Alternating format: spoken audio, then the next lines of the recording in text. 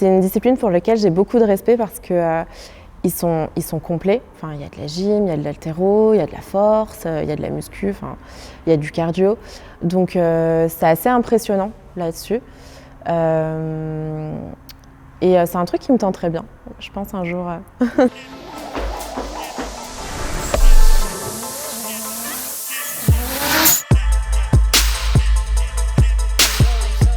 Donc je suis Lia, athlète de haut niveau en force athlétique, championne d'Europe et record woman du monde au total et au squat. Alors mon vrai prénom c'est Priscilla, mais tout le monde m'appelle Lia aujourd'hui. Donc en fait à la base, quand je suis arrivée sur les réseaux, j'étais déjà professeure et je voulais pas trop que mes élèves me retrouvent parce que j'étais au collège, j'enseignais au collège. Et puis en fait, de fil en aiguille, c'est resté. Au final, maintenant, ils me suivent, donc, donc bon. Alors, c'est pas tous les jours facile, mais l'un des avantages d'être professeur, c'est déjà je ne travaille que 4 jours.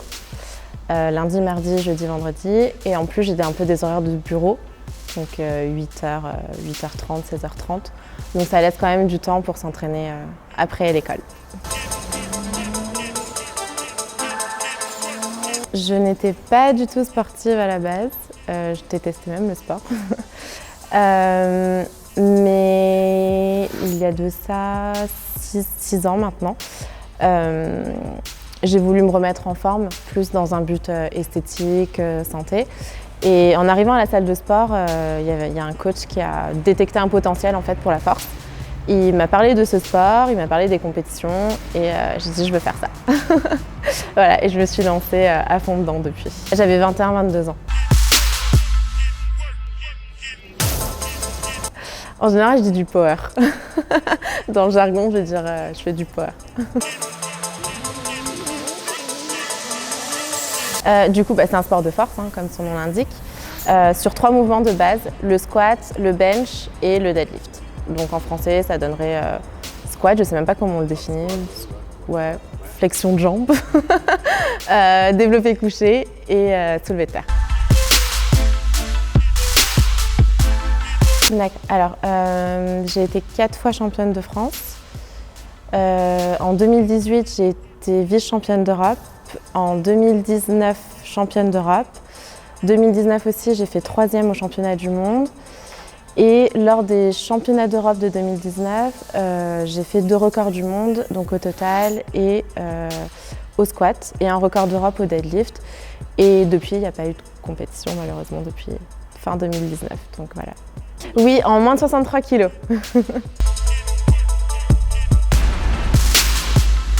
Alors au squat, c'est 193 kilos.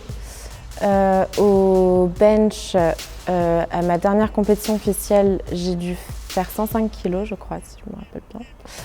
Et au deadlift, j'avais fait 216 kilos pour un record d'Europe. Et au total, ça donnait 513 kilos, si je ne me trompe pas, ou 514 kilos.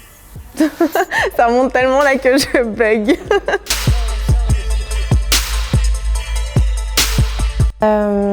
Alors j'ai longtemps eu petite des problèmes au niveau sociaux, au niveau de tout ce qui était interaction sociale et on m'avait jugée précoce à la base parce que je suis rentrée au CP, j'avais l'âge de 4 ans, j'ai passé mon bac à 16 ans.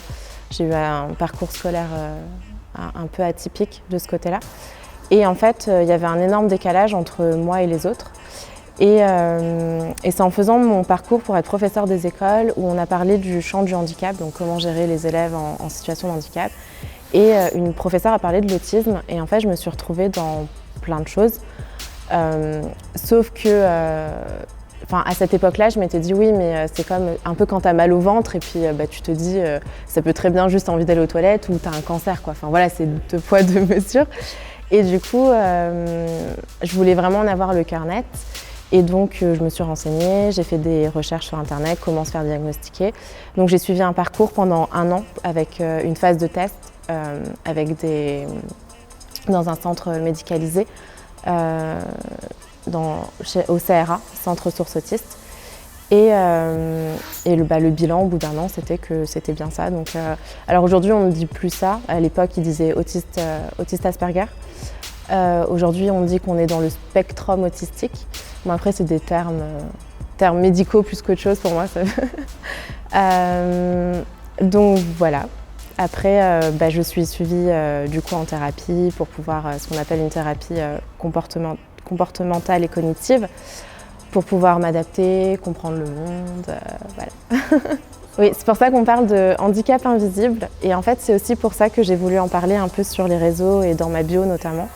Parce qu'en France, on a vraiment l'image du handicap, ou même dans le monde d'ailleurs, hein, on a l'image du handicap où c'est quelque chose qui se voit et quelque chose qui est physique, alors que pas du tout. Le champ du handicap regroupe énormément de choses. Ça peut être des maladies comme la fibromyalgie, ça peut être des handicaps mentaux qui ne vont pas du tout se voir, ou des handicaps physiques où là forcément c'est plus percutant en fait, pour une personne de le voir tout de suite. Donc je me fais un peu le porte-parole, si on peut dire, de tout ce qui est handicap invisible et notamment l'autisme, parce qu'il y a beaucoup de clichés qui sont véhiculés sur l'autisme. Donc j'aimerais bien que ça change à ma petite échelle. Alors moi je fais personnellement parce que j'ai testé plein de choses et après c'est chacun trouve son truc entre guillemets en préparation mentale. Il y a un panel de choses à faire et moi ce qui fonctionne très bien sur moi et que je fais beaucoup, c'est beaucoup de visualisation et beaucoup d'exercices de respiration.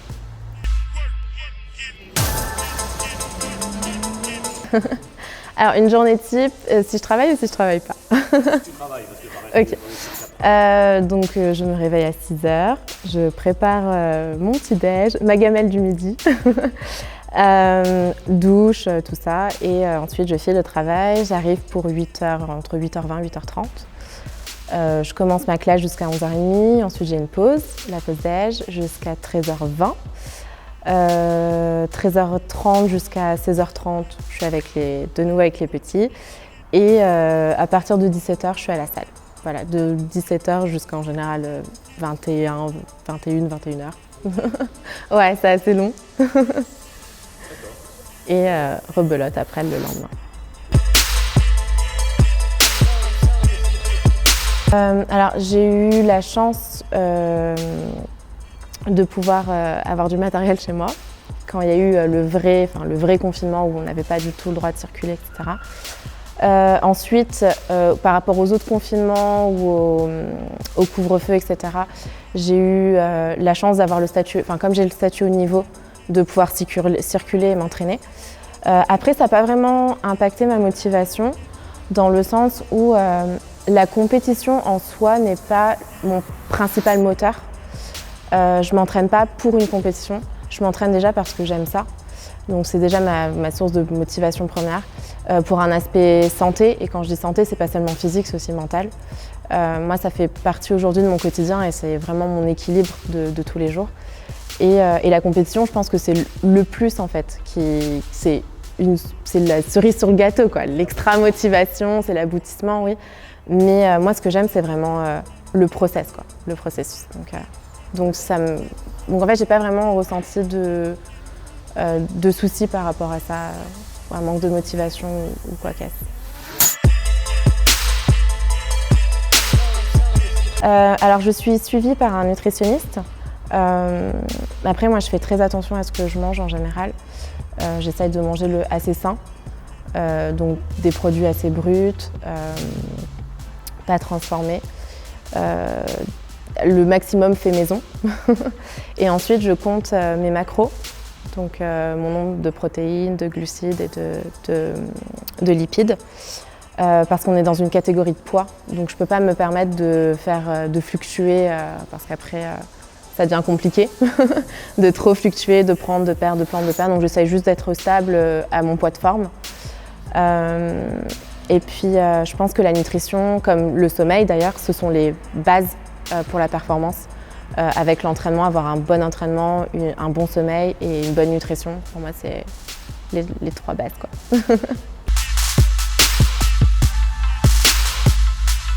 Je dirais qu'il y a trois choses. La technique, le mental et une bonne gestion de son entraînement. Parce que si tu as une programmation qui ne te convient pas, je suis sûre que tu ne progresseras pas.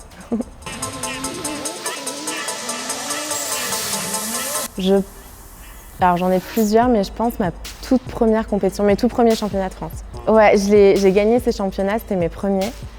Et j'étais encore junior, c'était ma première et ma dernière année en junior. Et en fait, personne ne misait sur moi. J'étais un peu, je sais pas si on peut dire l'outsider ou ouais, celle que personne n'attendait. Et ouais, c'était c'était assez fun. Alors, en compétition, ce seraient mes derniers championnats d'Europe qui ont été mentalement très compliqués. Parce que je n'étais pas au poids. Donc, j'ai dû faire ce qu'on appelle j'ai fait un water cut auquel je ne m'étais pas du tout préparée. Et ça m'a beaucoup affectée psychologiquement et physiquement. Et au final, j'ai fait mes meilleurs résultats, donc comme quoi, voilà. Mais ouais, ça a été très très dur. Mais après, je dirais plus quand j'ai eu ma double fracture à la clavicule. Ça a été très compliqué.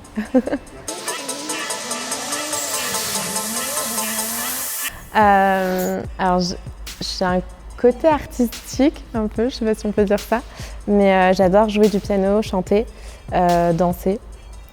Voilà, c'est quelque chose que j'adore depuis petite.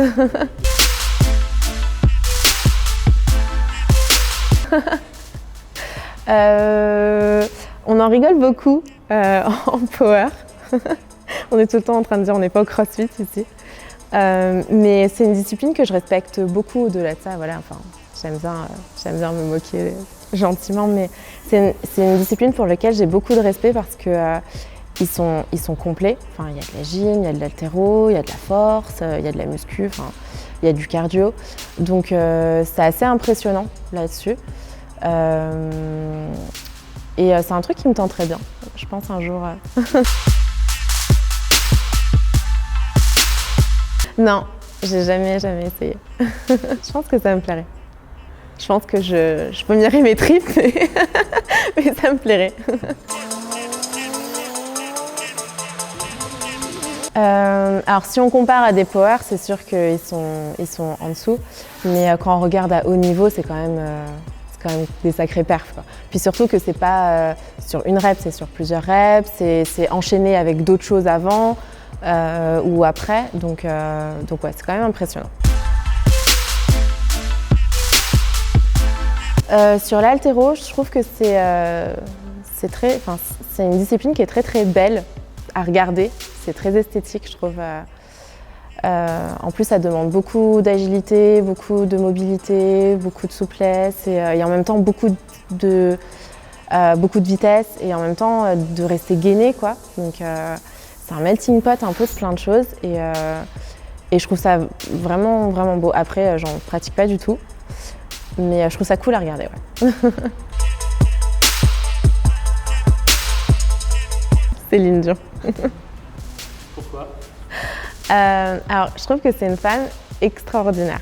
Enfin, en tout cas, de mon point de vue à moi et comment je l'aperçois et comment on la connaît, je la trouve extraordinaire en tant que chanteuse. Même si on n'aime pas ce qu'elle fait, on ne peut pas dire qu'elle chante mal, quoi. Elle a une voix hors norme, que ce soit pour aller dans les graves ou dans les aigus. C'est une showwoman et c'est une businesswoman. Et moi, ce que j'aime, c'est qu'elle a gardé vachement un côté très très simple, très les pieds sur terre.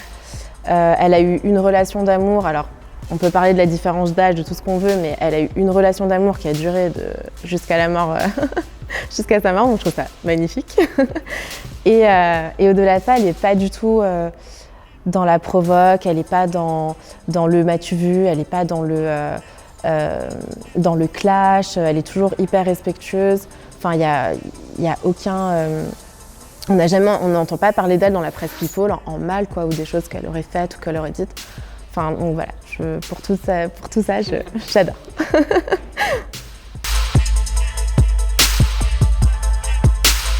Je lui conseillerais de bien se faire encadrer dès le début par un coach, un vrai coach de power.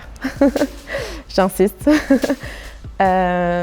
D'être patient, de bosser sa technique Et surtout d'être patient et d'y aller step by step. Moi, je suis de l'école qui pense et qui dit le plus tôt est le mieux. Voilà, moi, je suis pour la pratique des enfants parce que même en tant que professeur, je le vois, l'incidence sur un enfant qui ne pratique du sport dès jeune et qui n'en pratique pas du tout, au niveau de la mobilité, au niveau de la motricité, au niveau du développement même cérébral, c'est pas du tout pareil. Et je pense que c'est vraiment un plus pour les enfants de se mettre le plus tôt possible, mais à n'importe quel sport. Hein.